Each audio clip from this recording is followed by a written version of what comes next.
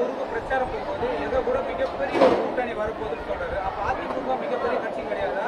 திமுக அவர் வாயாலே சொல்லிக்கிறாரு, இது மிகப்பெரிய கட்சி கிடையாது, எங்க கூட ஒரு பிரம்மாண்டமான கட்சி வரப்போகுதுன்னு பல இடங்கள்ல ப்ரூடா விட்டுட்டு போறாரு.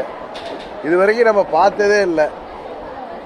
இன்னும் தான் கட்சி தொண்டருக்கு இன்னொரு கட்சி கூடிய கையில் கொடுத்து அதை பார்த்து புலகாங்கிதை எடுத்து பிள்ளையார் சொல்லி போட்டாங்கன்னு பேசுகிற அளவுக்கு தவிக தலைவர் திரு விஜய் அவர்களிடம் கூட்டணிக்காக அழைப்பு விடுவதிலிருந்து என்ன தெரியுது? தவிக தலைமையில் விஜய் அவர்கள் தலைமையை ஏற்று இவர் கூட்டணிக்கு செல்லலாம் என்று தான் தெரியுது. அது மாதிரி என்னதான் அவருடைய செய்கையில் எல்லாருக்கும் தெரியுது.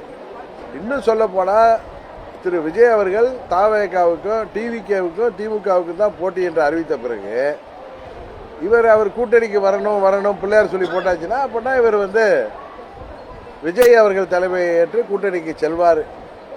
ஏன்னா தன் தலைமையில் இந்த தேர்தலில் வெற்றி பெற முடியாது, படு தோல்வி அடையும் எடப்பாடி திராவிட முன்னேற்ற கழக இடிஎம்கே தோல்வி அடைஞ்சிருங்கிற பயத்தில் அவர் விஜய் அவர்களுக்கு கூட்டணி அழைப்பு விட்டு அவர் தலைமையில் சேர்வதற்கு முயற்சி செய்கிறார் என்றுதான் எல்லோரும் பேசிக்கொள்கிறார்கள்.